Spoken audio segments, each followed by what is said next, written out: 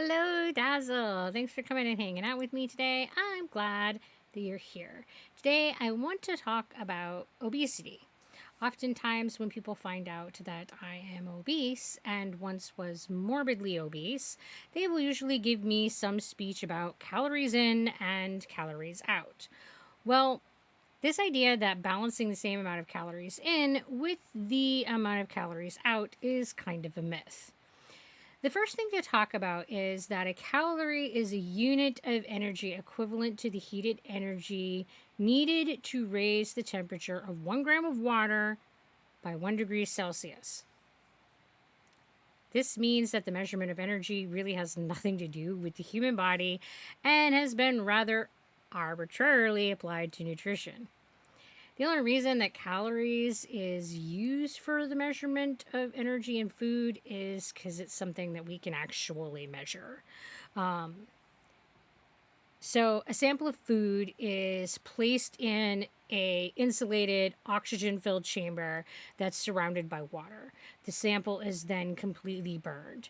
The heat from the burning increases the temperature of the water, and the temperature of the water is measured, which will indicate the number of calories in the food, because every degree that the water increases is a calorie. Clearly, this in no way equates to how the human body interacts with our food. The reality is that measuring the amount of energy received from our food is really complicated and it's different for everyone. Um, Research highlights that not everyone gets the same amount of energy from food that they consume. And it isn't just one thing. It's how our microbiome is. And there's a lot of variabilities in digestion that affect how well a person can affect nutrients. There are disorders that impair a person's ability to actually digest their food, some of which can be so severe that they pass undigested food in their stools. Counting calories also can account for things like vomiting or having gastroparesis. The human body is really complicated, and the calorie is much too simple to accurately express the interaction between a human and the food that they're eating. The limitation of the calorie as a unit of measurement and the reality that everyone's body is vastly different when it comes to the way that we absorb nutrients and really everything in life means that there really isn't a way to measure the amount of energy that a person is taking in from their food.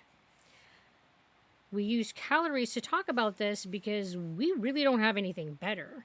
But the truth is that it really doesn't tell us much about how a bit of food interacts with the person who's eating it. And then you can add into that the reality that we also cannot accurately measure the amount of energy that's burned when you engage in any particular exercise. There's been a lot of research that's gone into this in order to attempt to create a chart that reflects the amount of calories being burned for various different activities and exercises. And the result of that research is the Adult Compendium of Physical Activities. And despite there being like more than 20 years of research that's gone into this chart,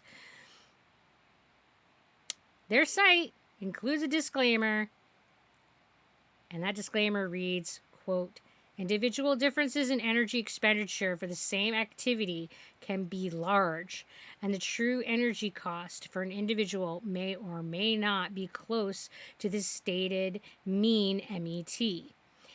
As presented in the compendium, and an MET is metabolic equivalent of task.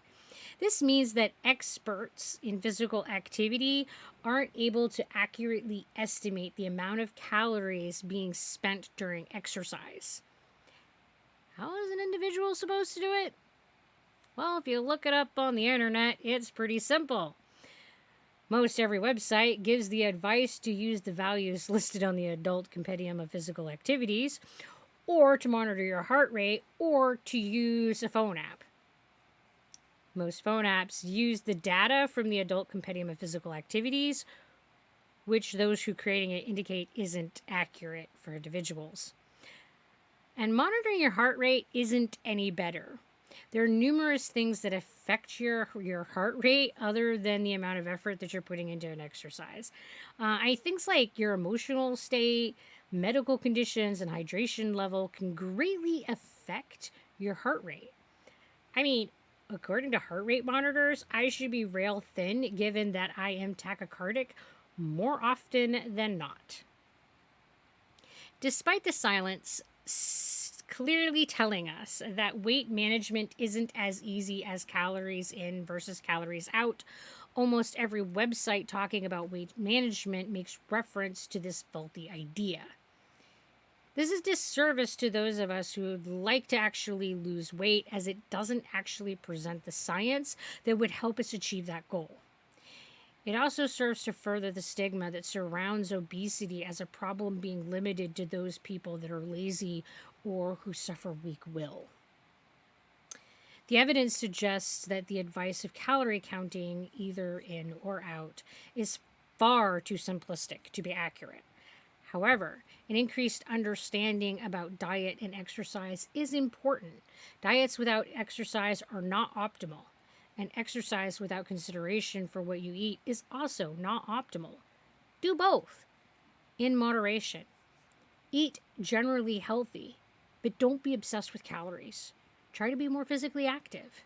There's no point in tracking numbers that are inherently inaccurate.